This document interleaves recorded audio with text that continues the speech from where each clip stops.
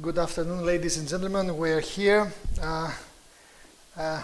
straight at 4 minutes after 7, and after almost 3 weeks with no presentation, we made a little bit change, and instead of having on the Saturday afternoon this presentation in English, we have moved to Friday at 7 o'clock Central European time.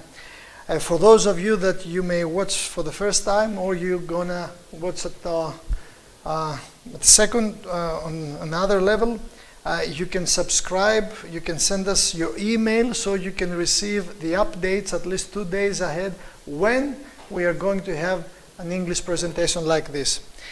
For those that you're English speaking, or perhaps for those that you're Russian speaking people, and I thank my brother Pavel in Belgium that he's doing afterwards the translation in Russian language, so people around the world, Russian speaking people, can see these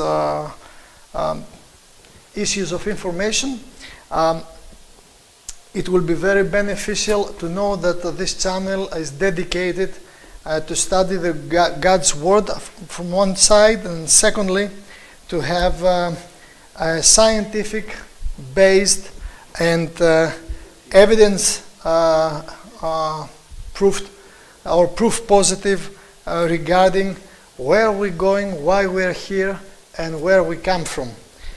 For sure, this channel and these presentations are not referring to those that they call themselves atheists, or those that they may have other belief systems, but they all welcome here to come and to reason together and to study, to see how things are.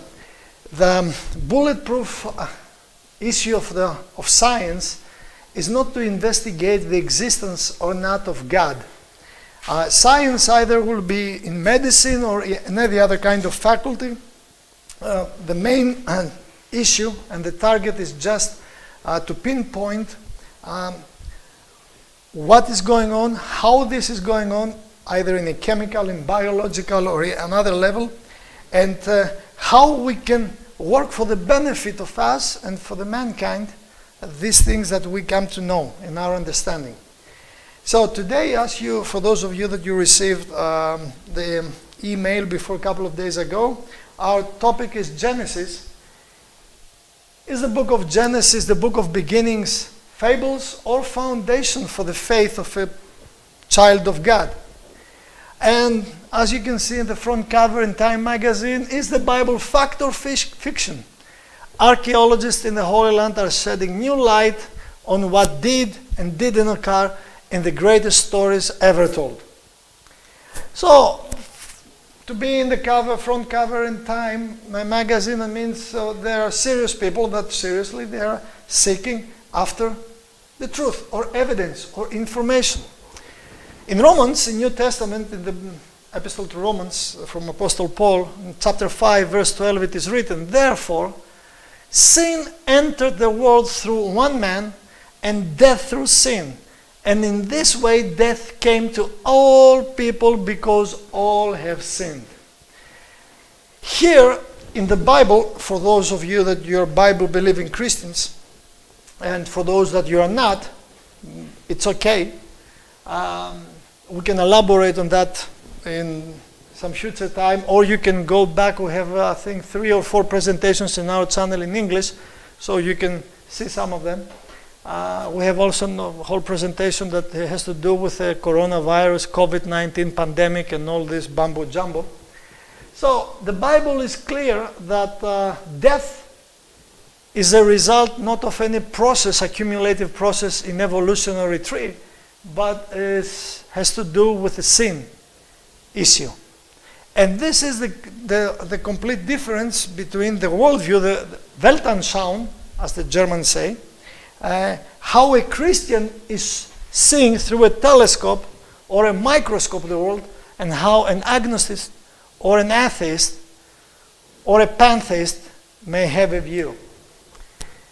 In Hebrews, in the New Testament, and it's not referring to the Hebrews, but it's the spiritual Hebrews, chapter 9, verse 22, it is written, In fact, the law requires that nearly everything be cleansed with blood, and without the shedding of blood there is no forgiveness of sin. So we have the first point, sin, and then we have how this sin problem can be resolved. And this can be resolved only through the shedding of the blood. You see, that's the great difference between Christianity and all other religions, because all other religions and philosophical systems, and I'm saying loud, I'm Greek and I'm proud, and for my ancestors and all philosophy and everything that we have brought to this world, from the alphabet, from mathematics and physics and everything. But Socrates and Aristotle and Protagoras and Plato, they were philosophers, they were human beings. They never claimed for themselves divinity. The same with Buddha or Muhammad. But the difference with a Christian is that he has another perspective and he knows that he cannot go up to heaven. All other religious systems, with left and right and back and forth and wishy-washy, they just claim with one way or another that you can go up to heaven by doing things. In the real biblical Christianity, I have to make the differentiation here, because the majority of the Christianity today, and I'm not talking about Catholicism, Orthodoxy, or mainstream Protestantism, and I'm including even Pentecostals, Evangelicals, Jehovah's Witnesses, Adventists, Baptists, everyone, they may profess by mouth that the salvation is by faith through grace, but in reality they teach its religious system, I call them its religious cage, and Carl Jung, great psychoanalyst, has said that all religions have been made up to deprive faith from people and not to increase faith. That's why I'm against any kind of cage and closed system. You call it a church, denomination, congregation, whatsoever. For sure, here also we come together. And like I told my friend Pavel, that we are a rebel church. The technician here, Theodore, says that in the evangelical church here in Katerini, that is the greatest, after the Orthodox Church, the evangelicals are the second largest denomination in Greece, and the church in Katerini is the mother church. He's smiling now. He's full of pride. Anyway, he's not proud of himself, this church. Anyway, because his church is just, I was about to kick him in the butt.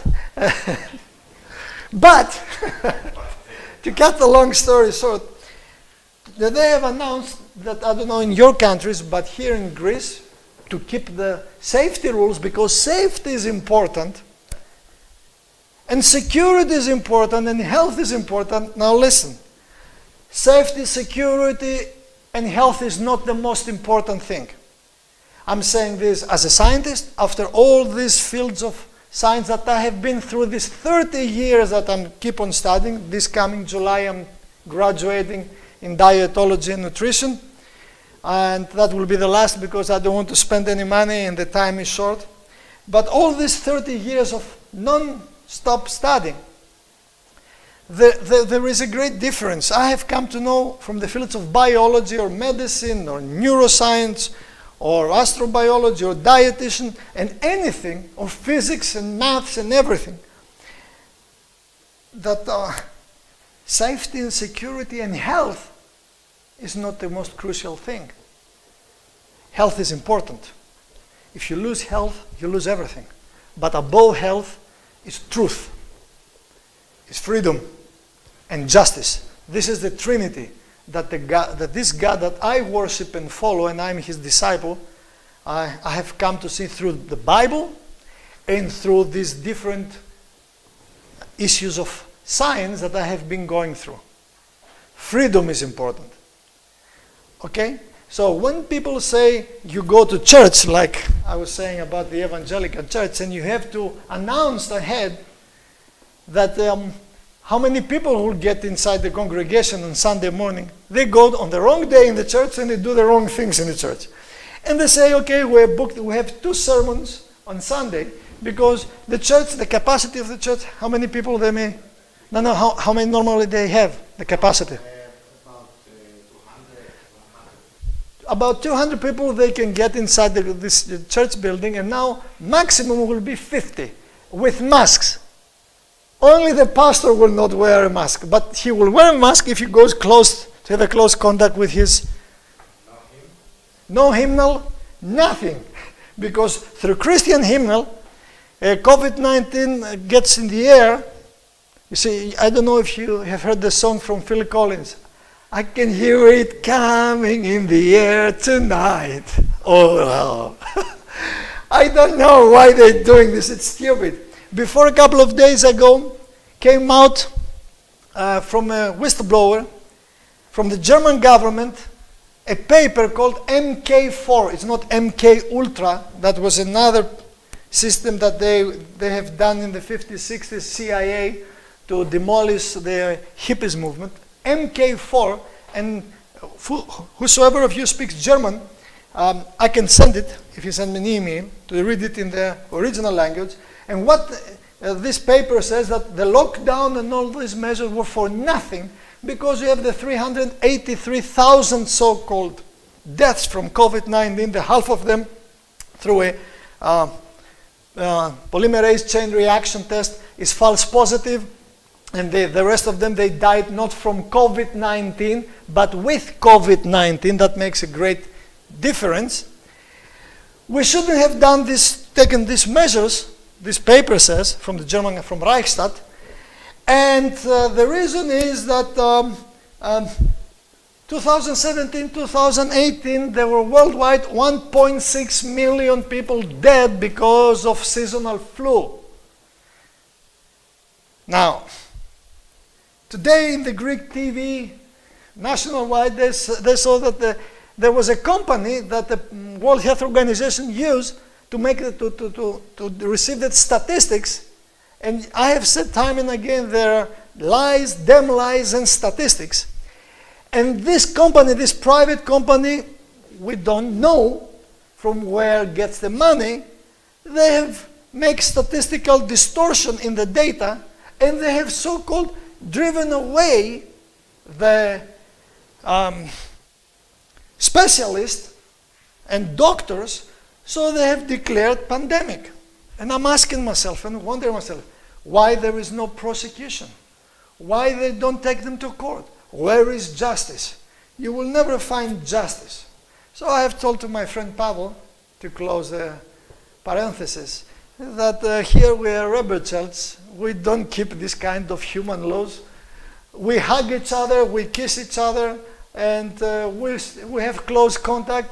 And I have said in the peak of the pandemic here in Greece that I'm willing, we have no more than 2,500 incidents, and we have only 178 deaths. All of them above 75 and with 2 or 3 subjective diseases. I have challenged the specialists here in Greece that all these 2,500 incidents, they can come and for 24 hours they can spit me from the bottom of my toe to the top of my head, and I can guarantee that I will contract no COVID-19. There is only one presupposition: it has to be on Sabbath day. So I have only to do it on the Sabbath day. Nothing will happen on the Sabbath day. Anyway, so the difference with Christianity and all other religious and philosophical systems, that they have particles and germs of truth, is that you can not go up to heaven. Heaven will come down to you, and because sin is the problem, psychology doesn't refer to that. Sin has to be solved through the shedding of the blood. That's the difference. 1 Corinthians 15 verse 21 till 22. For since death came through a man, the resurrection of the dead comes also through a man. For as in Adam all die, so in Christ all will be made alive. So Apostle Paul says, through one man came sin, and because of this sin, and I'm not talking about the kind of sin that the Catholic Church is saying and is promulgating, okay, is the heredity or the inclination to do the evil. You see, we are not born good. We are born evil. You have to, and if you don't believe me, see 2 small babies, not more than 3 to 4 years old. Let them be siblings and be 2 girls or even 2 boys.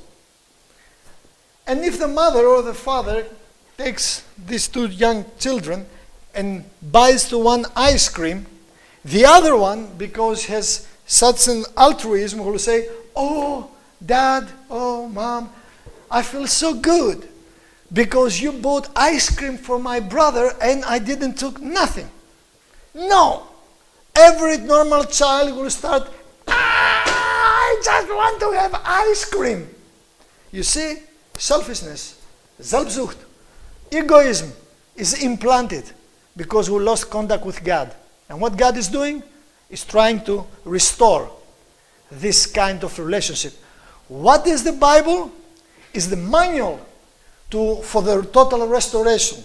What we are doing in our health and wellness programs that we're performing up here in the free mountains of Greece, we're just showing how this restoration, body, spirit, and soul is taking place. And Paul is sounding clear.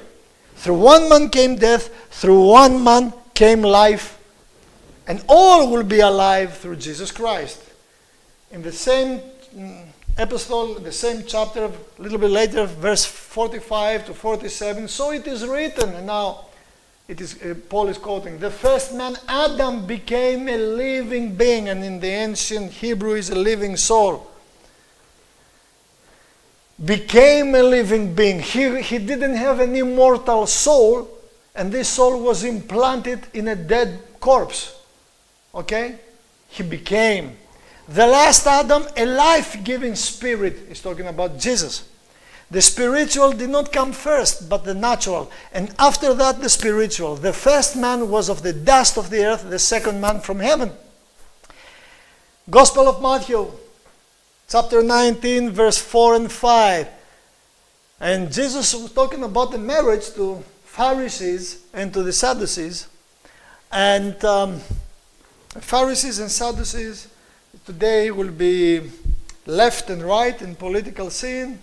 Might be the scientific community, the specialists, and the political agenda that they impose what the scientists are saying and dictating to us how to behave and what to do. Listen to the specialists. Listen to those that they know. Listen to the doctors. And I have told you that specialists have done the Titanic, and Titanic was sank. And amateurs, they have built the Ark of Noah. So don't listen always the specialists because they do wrong. Haven't you read, he replied, that at the beginning, you see, many people, they don't read the Old Testament, say the Jews, the Hebrews, they did it, it's a Hebrew lie. We read the New Testament, we're New Testament Christians. Yeah, but Jesus was going always back and was saying, it is written. His defense and offense was, it is written. Now, Jesus claimed that he was God. He didn't say I was a good prophet. And I have told sometime in the past with Muslims, and Muslims in the Quran, they refer to Jesus. And they refer he is a prophet. And I'm asking them, is he a real prophet or a false prophet? No, he's a real prophet. Then what do you have to say? Because Jesus said, I'm God. So what do you do with this statement? You have 2 options. Decline or accept. And Jesus said, haven't you read? When he's talking to Pharisees, he always talks, have you ever read? When he's talking to people that they don't read the word, he's just saying, they told you, it was told to you, this and that, but I'm telling you. So to common people, he's restoring the truth about the biblical word as he himself has given from the beginning of time. But to those that they are teachers, have you not read what it is written at the beginning? So Jesus says there was a beginning, the Creator, or plastis in Greek, made them male and female. And here we can have a joke. As we say, God made Adam and Eve, not Adam and Steve. and said, for this reason a man will leave his father and mother and be united, cleave with his wife, and the two will become one flesh. So Jesus was going back to the beginning. So Genesis is the cornerstone, the foundation, either to build up the whole faith or to destroy and demolish Christianity, because without Genesis and the historical text and the authenticity of Genesis, we are nothing. Because all the doctrines and anything that is sustained above the book of beginnings, because you cannot have something in the end if you don't have a beginning. Sin is promulgated there, death as a result, marriage, and the gospel. So Genesis is the foundation. If Genesis is not real history, how we can defend the gospel? We cannot say it's an allegory, it's symbolic. I'm talking the whole book of Genesis, and especially the first 11 chapters, the creation. Richard Botsorth, The Meaning of Evolution, American Atheist, in 1979, page 30. It becomes clear now that the whole justification of Jesus' life, now, this is from the horse's mouth, someone that is calling himself an atheist. The whole justification of Jesus' life and death is predicated on the existence of Adam and the forbidden fruit he and Eve ate. Without the original sin, who needs to be redeemed? He's coming to the right conclusion. Why to have redemption? Without Adam's fall into a life of constant sin, terminated by death, what purpose is there to Christianity? None. Now, do you catch that?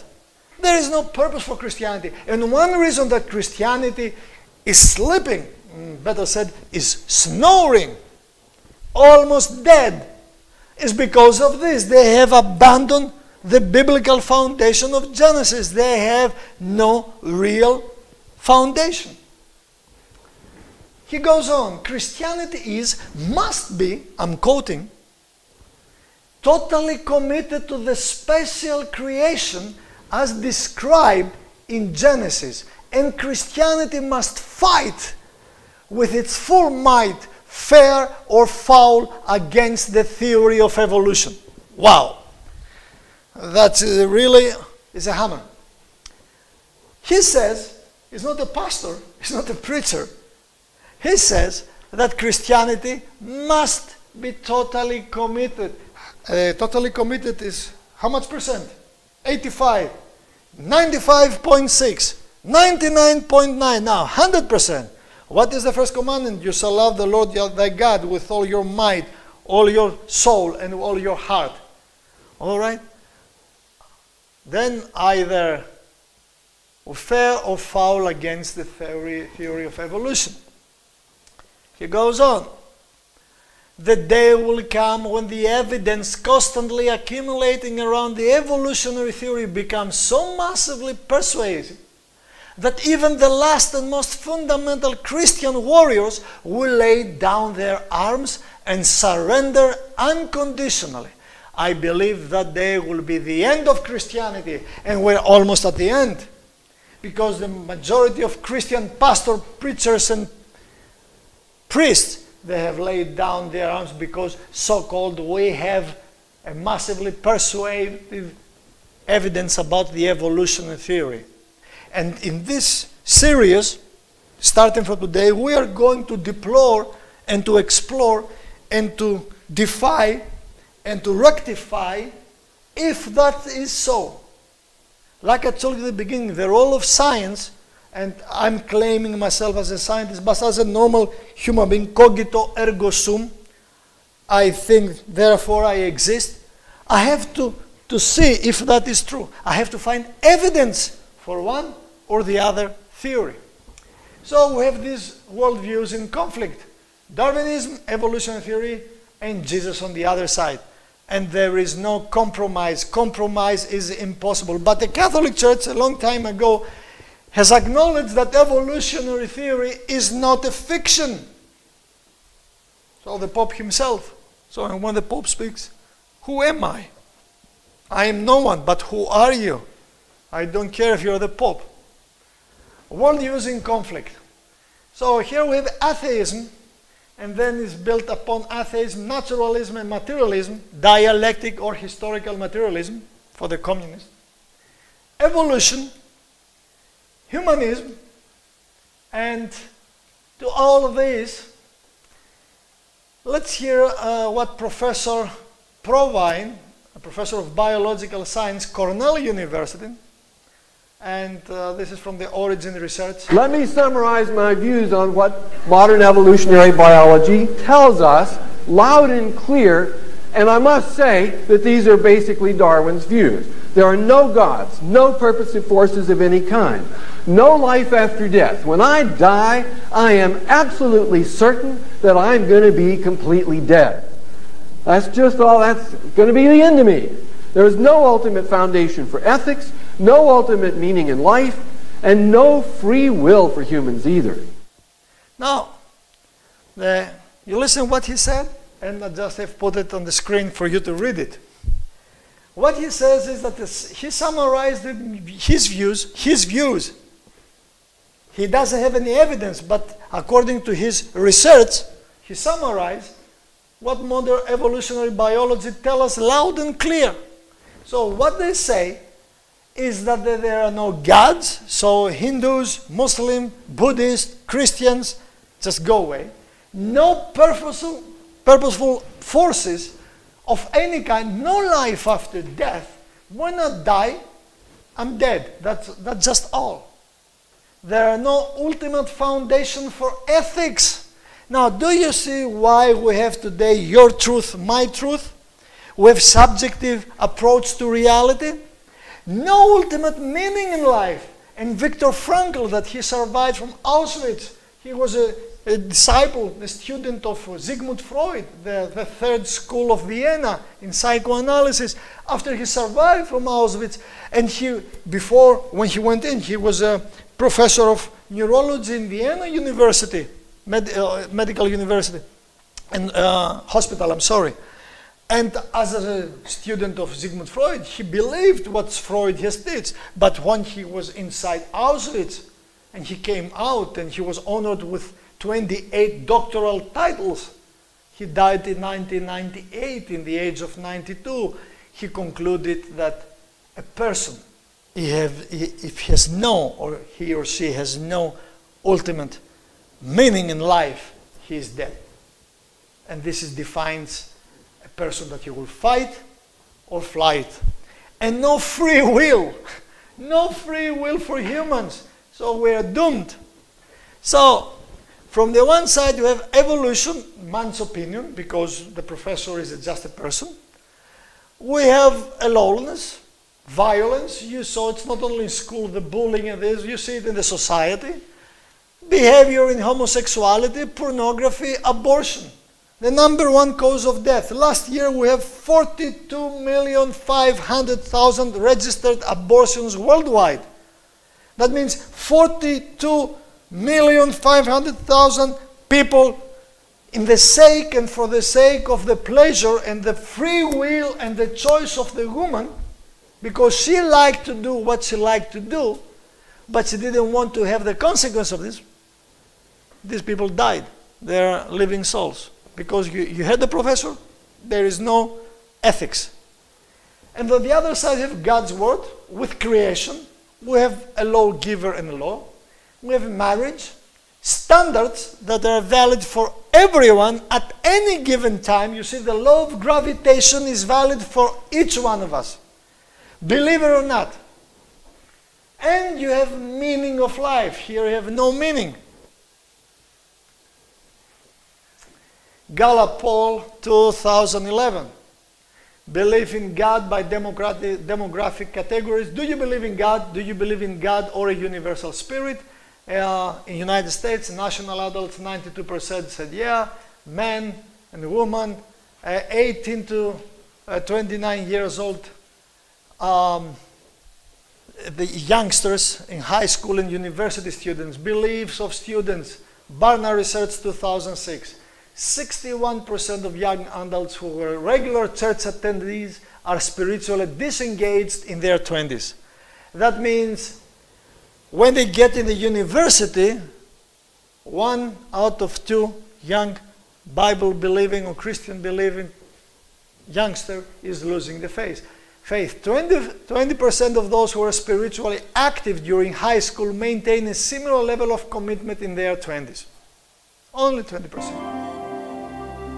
I mean, you have such a wide variety of life, and I don't think it's possible for one person, I mean, no matter how powerful he might be, to just snap his fingers and create life. It has to come out naturally over millions of years, probably. Half of me believes in the theory of evolution, probably because that's what I was taught. 4 years of studies, unfortunately, have kind of brainwashed me towards evolution. I believe humans evolved to where we are today from single-celled organisms based on the theory of Darwinism and natural selection. I don't think that there was any sort of divine intervention. I believe evolution is pretty much a proven theory. I don't believe in a higher order, just because the fact that I haven't seen any, proof or, concrete evidence of that, and until somebody shows me, that there is, then I'm going to have an aversion to organized religion, and I'm going to stay on the basis of chemical evolution. You see, these young students, or university students, that was outside from campus, natural science in the United States, all of them, the one said they have brainwashed me with evolution. They have brainwashed me. Now, I used to be a student, and I'm still a student. I will stay a student at the feet of the cross. But in the time that I was studying, can you ever imagine a student, a biology or a medical student, first or second year, that he gets into the amphitheater and the professor gets in, that professor is God himself, incarnated. And the professor said, evolution, punctuated equilibrium is fact. And whosoever believes in God, he's a stupid asshole. Do you know any student who will raise up the hand and go against the professor? 99%, no way. Why? Because there is no chance that you will have and take a degree. So, when you keep your mouth shut against injustice, against your consciousness, then this is a betrayal of faith. There we start to betray. And there was another, let me go back there, from 1,000 individuals in the United States from coast to coast, balanced according to population and gender, 25 to 29 and 20 to 24. And there's the questionnaire. At what age did you begin to really question contents in the Bible? You see K3, grades 4 to 6, high school and early college. Almost 75% during middle age and high school, they start questioning the contents of the Bible. And if you don't believe, when did you first have doubts? Again, 83% said during middle age and high school. That's the most sensitive era. And which of these make you question the Bible the most? What does that make you, that you don't believe the Bible? Now, see that? There are miracles not true, Bible don't make sense, creation account, too many rules, but earth not 10,000 years old. What the Bible says that the earth is less than 10,000 years old, around 6,000 years. Almost 30%. Do you believe that God used evolution to create human beings? Now, this questionnaire is given to Sunday school attendees. Almost 25%, and 18.5% that attend or not attend to Sunday school, they have said that God used evolution. Do you believe that God used evolution to change one kind of animal into another, to have a mutation? Almost 30%, 27.2%, said that they were attending Sunday school. They said yes. They said yes. That means those that they go to church, they believe more than those that they are not churchgoers. That's amazing to me. John chapter 5, verse 46 to 47. If you believe Moses, Jesus said, you will believe me, for he wrote about me. But since you don't believe what he wrote, how are you going to believe what I say? That makes sense. Jesus said, if you believe in Moses, that he wrote about creation, you will believe in me, but you don't believe Moses, so why to believe me? So when the Christian says, I believe Jesus, but they don't believe creation, they just making an overflap to the whole thinking. John chapter 3 verse 12, I have spoken you to Nicodemus at that night of earthly things and you do not believe. How then will you believe if I speak of heavenly things? We have made before the last Sabbath a presentation here, a study about cosmology and astrophysics, and we will go to that. You are some lessons behind, but we are going to do that. And we have shown about the majesty of the universe and the multi-universe that are existing, and the multi-dimensional universe, and wormholes and whatsoever. Imagine that Jesus, before 2,000 years to Nicodemus, he was talking about quarks and protons and neutron stars and red giants and white dwarfs and clusters of nebula and Milky Way and galaxies and whatsoever might be. Nicodemus will have looked like him, he have looked to Jesus, and just the jaw will have dropped down. So he was talking about earthly things. And I have met people that they want to know very deep truths, but they have unresolved issues in their daily lives. The age of the earth. Here we see the biblical genealogy and the reference and here from the book of Genesis. And we have the patriarchs start from Adam and Seth, Enos, Kenan, Malalel, Yareth, Enoch, Methuselah, Lamech, Noah. Here we see the age of the son's birth, the age at death, and the years that they live. So we have around 2,000 years from creation to the flood.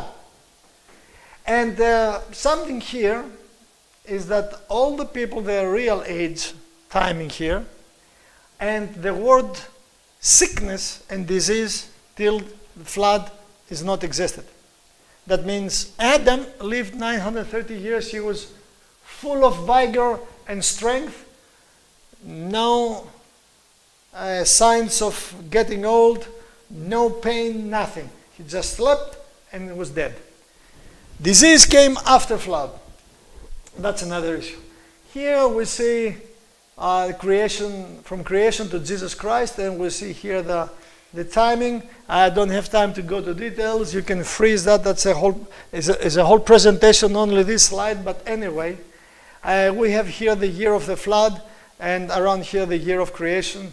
And I know that some will laugh with that, only 4,000 years before Christ's creation. You're joking to me? No, I'm not. I'm really serious. Days of creation in Genesis 1. There are 6 literal days. In the first day, God created earth, space, time, and light. Day 2, atmosphere. Day 3, dry land and plants. And day 4, our planetary system. Day 5, sea and flying creatures. And day 6, land animals and man. You see, in the first 3 days, he created in reality space and time, space and time. In the other 3 days, he filled, let's say, in the first day, he created space and time here in earth. On the 4th day, he filled the space and time with sun, moon, and the stars. In the 2nd day, he created the atmosphere, the first heaven, as with the biblical sin. And the 5th day, he filled this. And the 3rd day, he created space and time, the dry land and the plants here. And on day 6, he filled in. So in 6 days, the first 3 days, we have the creation of space-time and the fulfillment of that. On the 7th day, he creates space and time, and he filled it with his presence. And I'm talking literally speaking now. That's another presentation. So the word day is used as a yom 2,301 times in the Old Testament. And people, they just question Genesis. I don't know why they're doing this.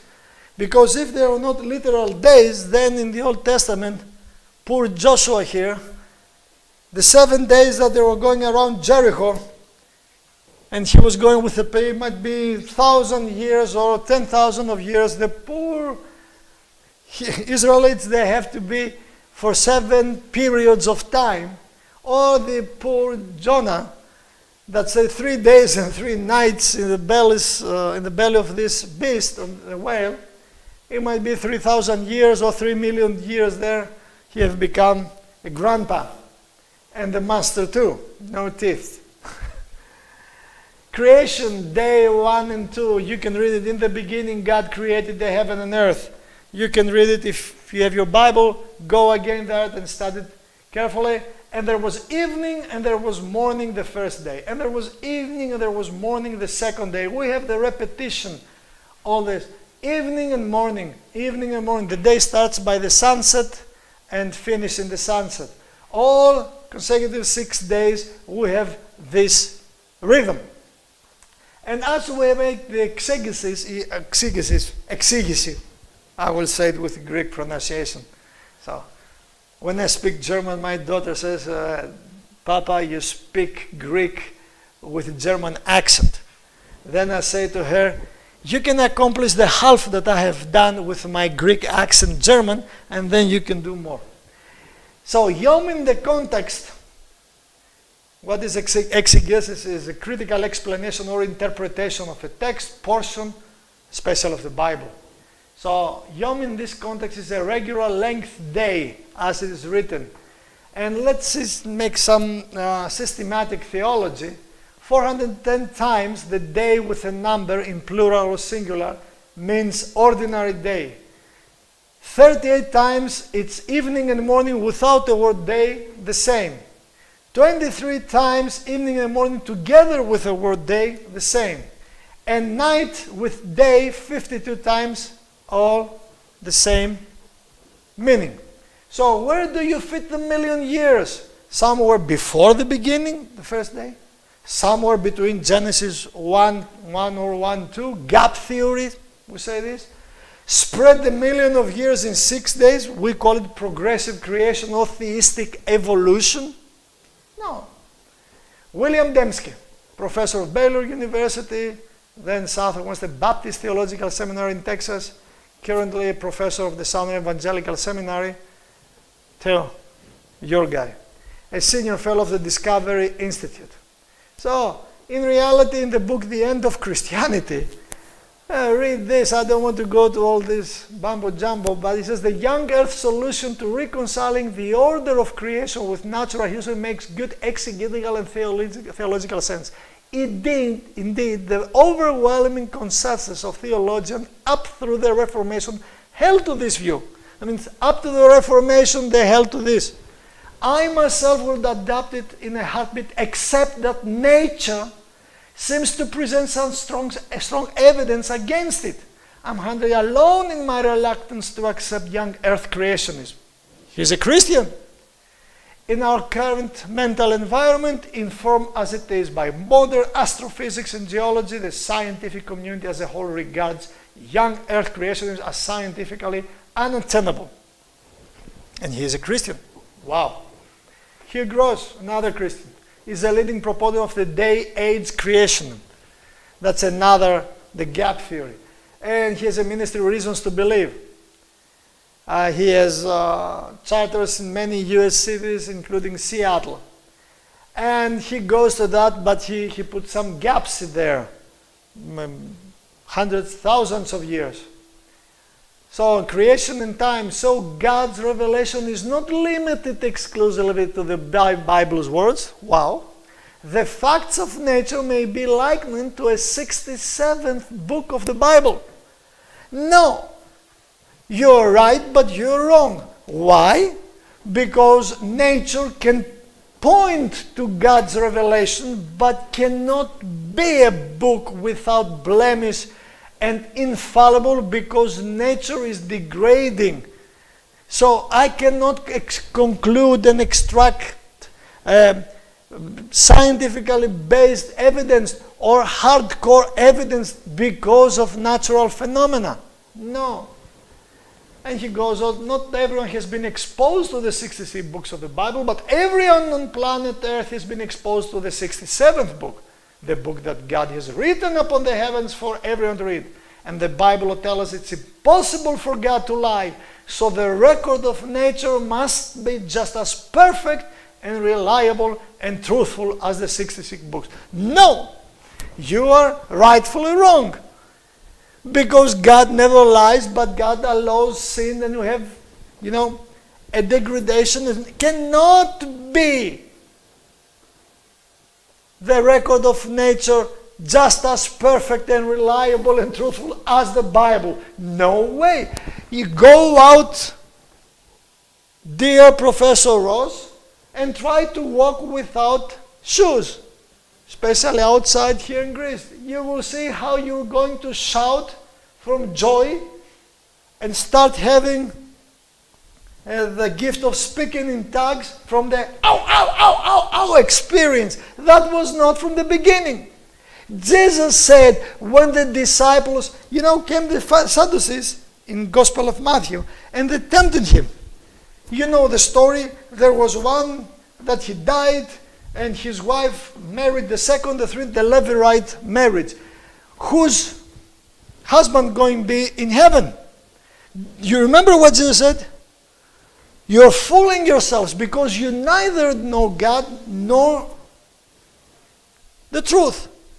From the beginning was not like this.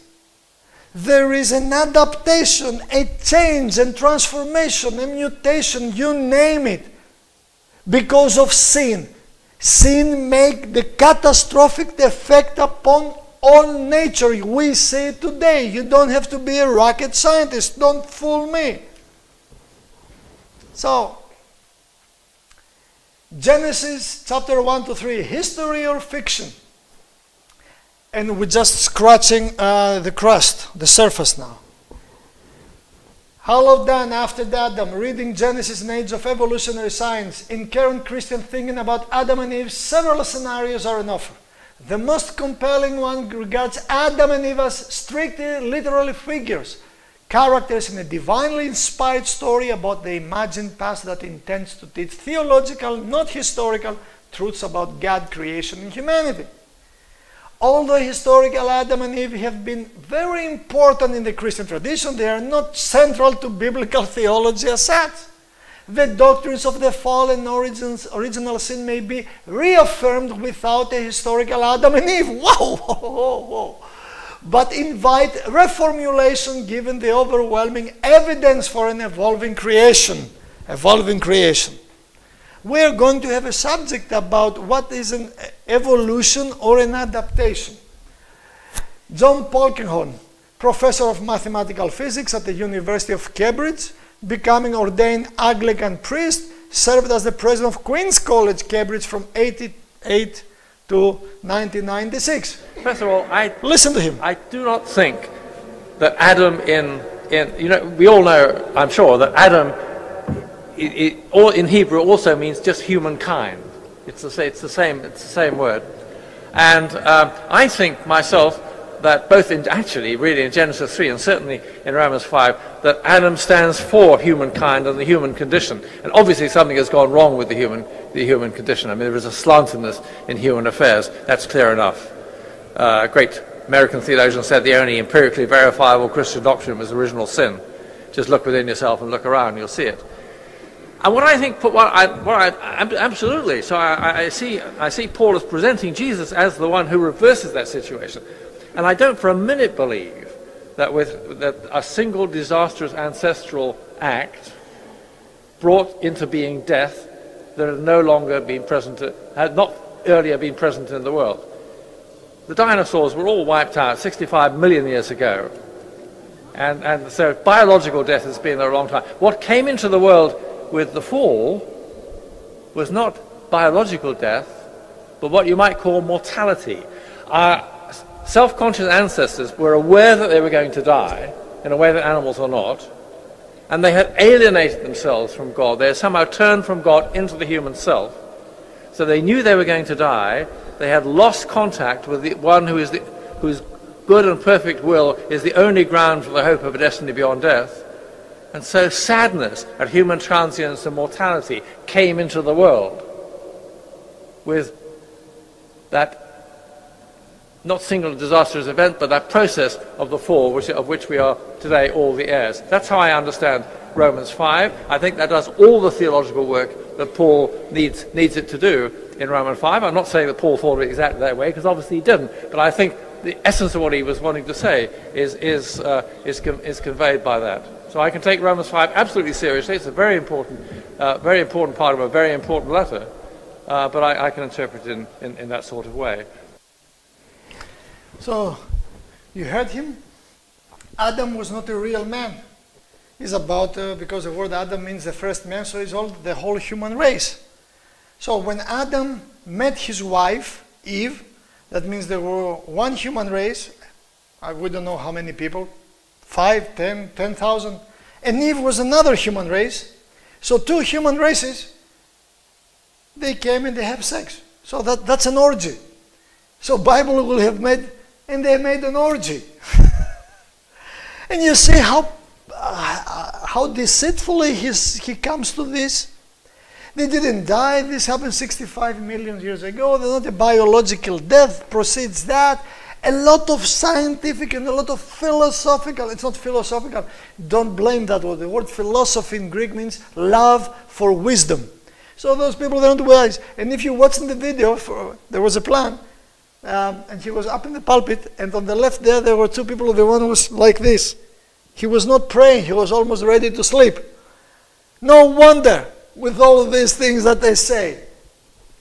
But in Luke chapter 3, when we read the genealogy from the verse 23 to 37, you can go, I'm not going to read all this. Now Jesus himself was about 30 years old when he began his ministry. He was the son, so it was thought of Joseph, the son of Heli, the son of Matthias, the son of Levi, the son of Melchi, and go on.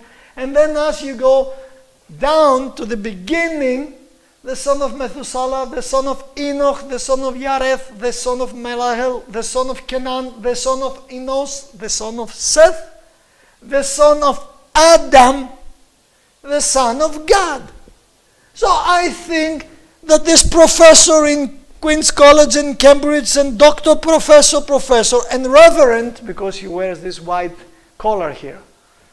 I know, when I see this, I think they're trained dogs, like this. Samson sit, now stand, attack. I don't know. He never read this genealogy. And I want to ask him, what are all these? They're races? For the theodicy, I'm proposing to be compatible with evolution. God must not merely introduce existing human-like beings from outside the garden. In addition, when they enter the garden, God must transform their consciousness so that they become rational, moral agents made in God's image. Now he goes, he makes a quantum leap, and he goes that there was something else. There were existing human-like beings outside the garden. Where he read that? He's Christian. And when they enter the garden, God must transform their consciousness out of the blue. And he goes on about the evil and the operating higher plane of consciousness. And after the fall, they might be tempted to resort to that lower consciousness. It's not the sin. It's a lower consciousness, higher consciousness, and left and right and mumbo jumbo. James chapter 3 verse 1. Let not many of you become teachers, my brethren, knowing that as such we will incur a stricter judgment. So, we have all these kind of reinterpretations today regarding Genesis. That was a local flood, theistic evolution, day age, progressive creation, gap theory, framework hypothesis. And all this, they come just to demolish the foundation, the cornerstone rock. With the fossil records, I'm not going to go in detail to that. We're going to have perhaps a presentation sometime in the future. And we know that flood happened 2,500 years BC. And here we have the scientist, as this artifact is saying, and theologian.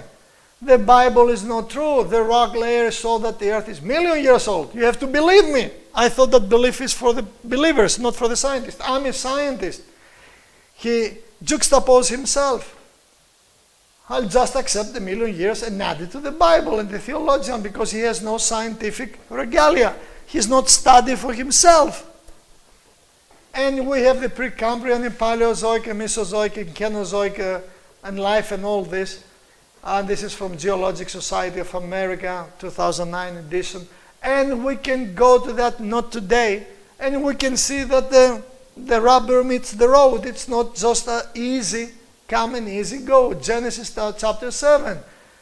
Because today they're talking about local flood. The waters prevailed so mightily on the earth that all the high mountains under the whole heaven were covered. Everything on the dry land in whose nostrils was the breath of life died. So, if the flood was local, how local was it? Like that? And that was good. I found it. I have to show you. Look at the beautiful rainbow. It's a promise from God that He'll never again flood the entire earth as He did in Noah's day. My Christian college professor, like the ones that we saw before, said that Noah's flood didn't cover the entire earth. He told you it was just a localized flood. That's what he said, the professor, said his son. And then, so he believes that God promised to never again send a localized flood. Because when God promised, I never do a flood like this, so I will never do a localized flood. But Jesus said in Matthew chapter 24, you're going to hear of wars, rumors of pestilence, floods and earthquakes in diverse places.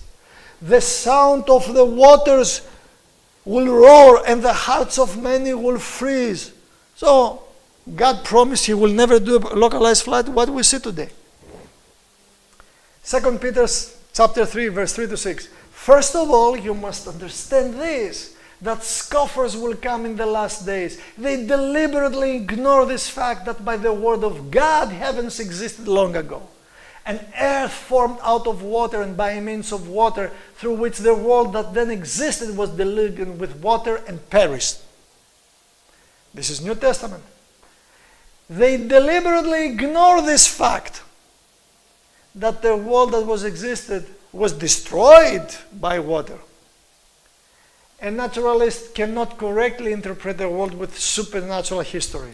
Noah's Ark, 2 of every kind of animal, of every kind of creature that moves along the ground will come to you to be kept alive. Genesis chapter 6, verse 20.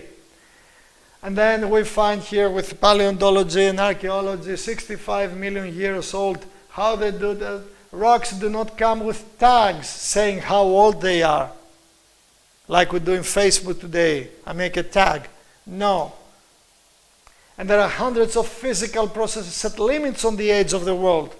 More than 90% of all these processes give an age less than a billion of years. From helium in atmosphere, from sodium in sea, from natural plutonium, natural gas in earth, orphan radio halos, coral reef growth, all the living plants, uranium in sea, neutrons in lead, rotation of spiral galaxies, carbon-14 in meteorites, decay of comets, lifetime of meteor showers, hardening of rocks, potassium in sea, Titans, methane loss, Stone Age burials, and go on. From each of these natural processes, we can go to a special presentation, but not today.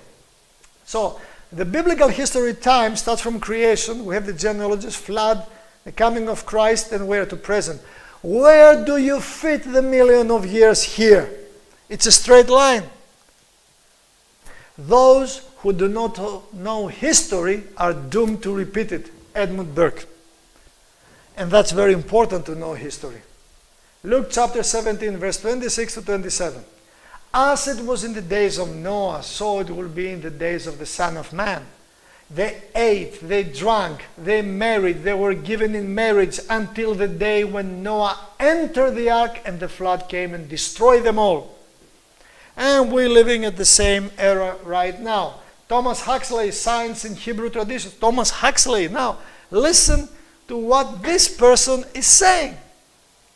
If Adam may be held to be no more real a personage than Prometheus from the Greek mythology, and if the story of the fall is merely an instructive type comparable to the profound Promethean mythos, what value has Paul's dialectic?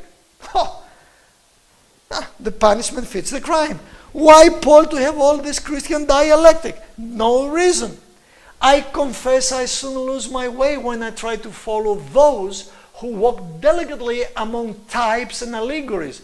A certain passion for clearness forces me to ask bluntly whether the writer means to say that Jesus did not believe the stories in question or that he did. When Jesus spoke, as a matter of fact, that the flood came and destroyed them all, did he believe that the catastrophe really took place or not? He was blindfolding the people? And what about the authority of the writers of the books of the New Testament, who on this theory have not merely accepted the flimsy fictions for solid truths, but have built the very foundations of Christian dogma upon legendary quicksands? We have astronomy. We will go to that 1 Peter chapter 3.